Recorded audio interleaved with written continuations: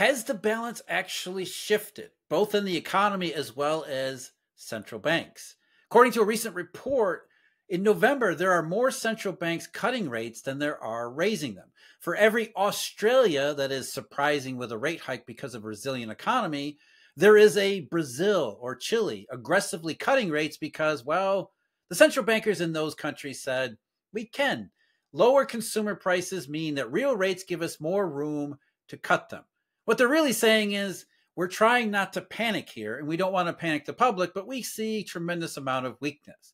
And with the balance of central banks moving toward rate cuts versus rate hikes, we're also seeing the similar process play out in terms of economic data, even though it might just be the so-called soft data first.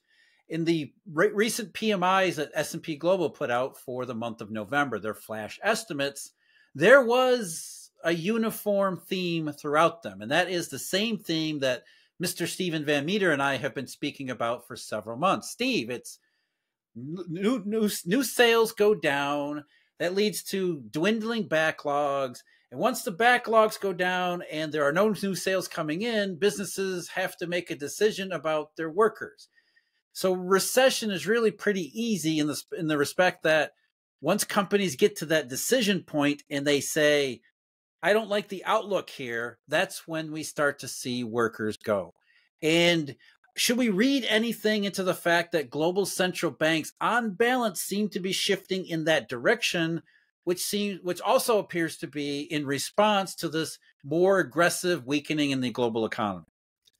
Yeah, Jeff, I think this is a lot about the fantasy here of what central bankers wanted. I mean, the idea is we're going to bring inflation down and we're going to do this through hiking rates. And now that they're seeing it cool off, that should be the soft landing. This is the myth is, well, we need to trim a little bit. But like you said, we don't want to cause panic here. We don't want to cut too much because we told people before we were going to, we're going to go a little too far and then we're going to back off and everything should normalize. The problem as you just said, is as we look at these new order books, well, we're not seeing them pick back up, which is really what the hope was here.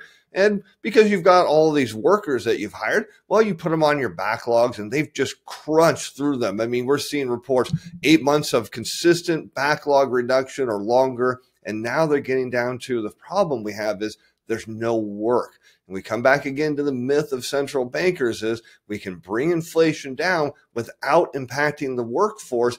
You and I know that's not even possible. There is a point where it happens and we're seeing it now because these reports, as you mentioned, these surveys from the manufacturers, if we were seeing an uptick in new order demand, then we could say, hey, they're going to make the case to keep these employees around. But now all of a sudden, as we've been talking about, well, you don't have any work for them and you have to start trimming. The central bankers will say, well, that's okay. That's exactly what we wanted. We want a little bit of weakness in the labor market. The problem they don't understand is it's a domino effect. It's not just a few workers here, a few workers there. It's just going to lead to an even bigger slowdown. It was kind of alarming in the respect that in many of these PMIs that just came out, it's one after another said, for the first time since June 2020, a company said they'd cut workers. So even though this is a sentiment survey, it's a soft data, it was consistent in the respect of it's happening in all of these different places at the same time, which makes it more credible than not. And it's also consistent with the fact that we've been questioning soft landing versus hard landing for quite some time, and it hasn't been settled either way.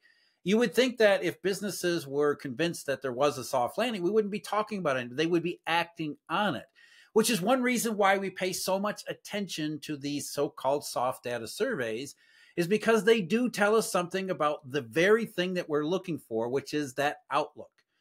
Because businesses have said, as long as we believe there's a good enough chance that we have a recovery, we have a soft landing, we'll hold on through the backlog going down. We'll hold on through lower sales. We aren't going to fire workers. We might cut their hours a little bit, might trim a little bit of cost, but we're not going to go into the mass layoffs as long as that outlook maintains at least some possibility for a soft landing. So as the balance has really shifted, don't you agree with that, Steve? Since September and October seems to be where companies said, okay, things were okay during the summertime. They seem to go in the wrong direction in Europe, but we've been waiting long enough for clarity. And now we're just tired of waiting. Yeah, Jeff, because you remember those earning reports in the first 2 quarters of the year, it was like, hey, we think there's going to be a soft landing. We think there's going to be a rebound. We're pretty excited about this and we're confident. And then what do we start seeing in the third quarter now is, hey, wait a minute, things just didn't kind of pan out the way we thought. Because if you're a manufacturer, as we're talking about right now, and you're thinking that there is going to be a rebound, but you don't see it in the new orders and you're kind of running out of backlogs, well, you can tell your workers, look, maybe we're going to build things, partially or 3/4, whatever part we can build up our internal inventory. And then when the orders come in and they need the customizing, maybe the paint or, whatever things you need to do, you can quickly go put them on there and get them out the door. But you're not even hearing that. You're not seeing any sign that, hey, we're willing to raise our own internal inventory because we really see that based on the conversations we're having with our partners, that they're just kind of in a bit of a soft patch. And as soon as they clear out, they're going to crank their order book up. We're not seeing any of that. Now, of course, Black Friday, we expect consumers are going to go out and spend. We know they're pinching pennies right now. So it's not an issue of what we're going to see here in the data. But what the manufacturers are telling us is even the retailers and wholesalers aren't convinced that there's going to be something after this. And that's the sign we need to be looking at. There's also one thing that we always talk about here too, is the services. Manufacturers, they've been struggling for quite some time, hoping and praying for that off-ramp into the recovery period. And it's just not happening.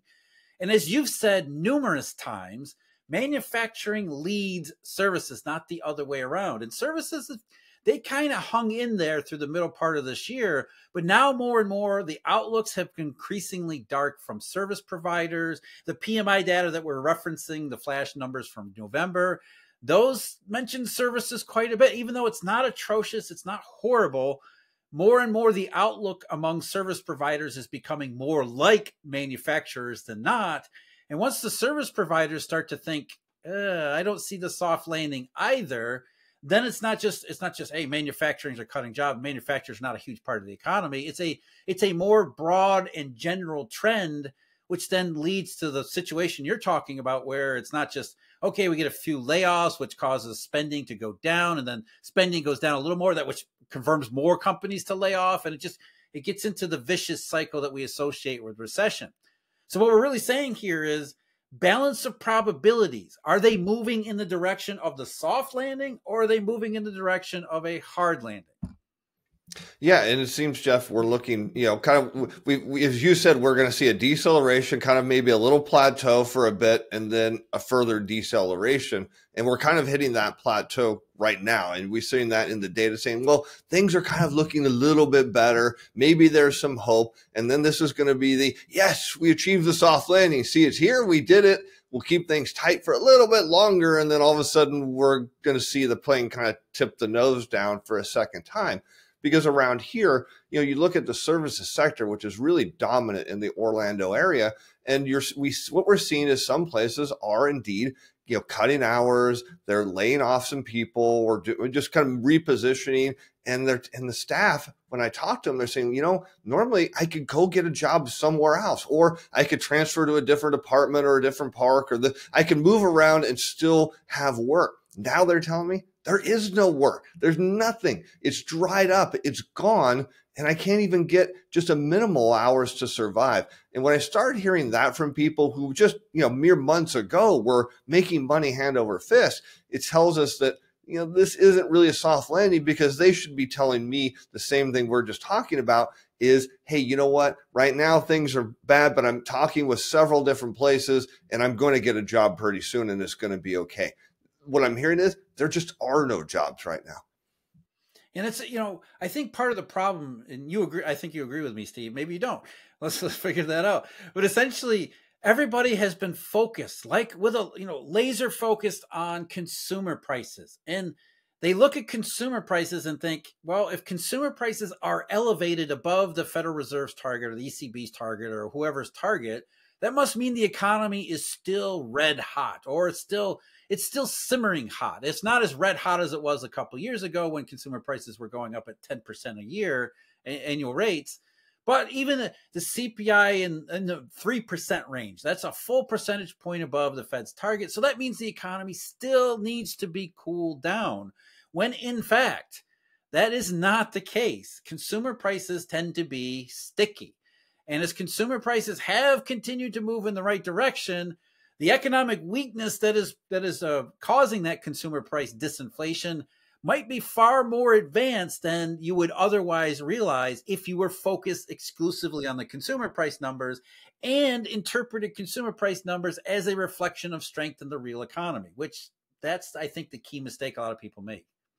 Yeah, I completely agree with you on this, Jeff. And it's simple. People think, well, you can get deflation. We've obviously seen deflation, but there's places you don't get it, and it's simply because you look at businesses and you have your rent has gone up. Well, it's not going to go down. You've probably signed a contract. Your electric bill or whatever, that's not going to go down. Maybe your usage gets dropped a little bit, but you start looking at your variable components here, and you don't see a lot of space where businesses are going to be able to drop prices. Now, they're going to have to lay people off, but even if they go to the employees and say, hey, you know what, we need you to take back some of that raise. Well, people aren't going to do that. They never do that. And so that's why we, as you said, you don't see a big drop off. You see kind of it become sticky, slow down, and flatline. Now, during recessions, of course, we end up getting that because you have these massive inventory overhangs and you see a demand for energy come down. And so you get these periods where you have deflation. But the idea that I'm going to go to the store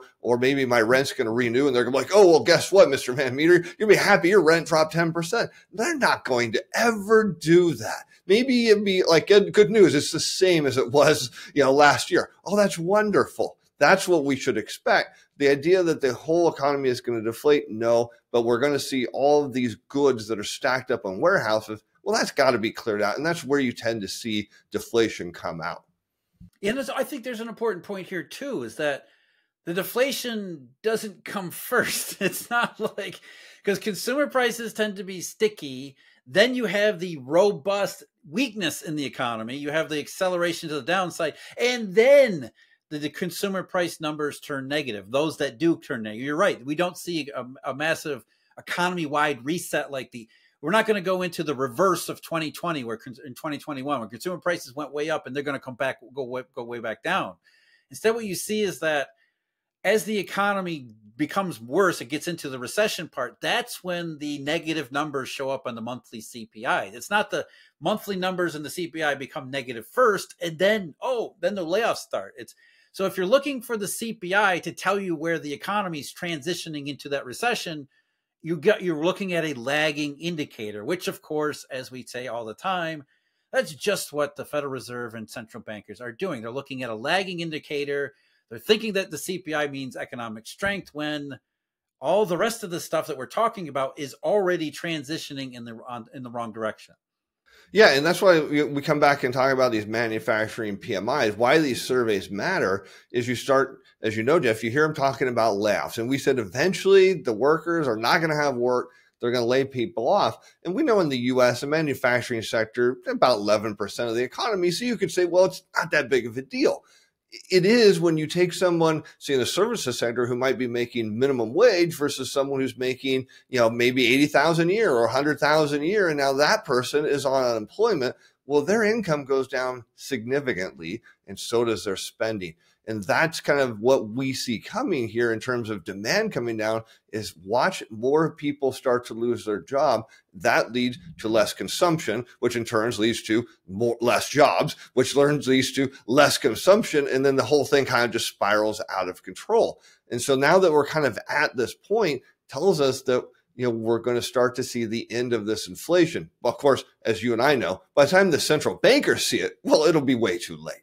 Well, maybe not, though, because that was the opening statement he made here, right? Some central bankers might actually be seeing the weakness. And I think that's the final point we want to make, is that when the rate cuts start, as they have in certain places around the world, that isn't a sign of more stimulus to the economy, a robust recovery and turnaround ahead. That is a sign that even these central bankers who are biased toward inflation and aggressive economies are saying, we see it too.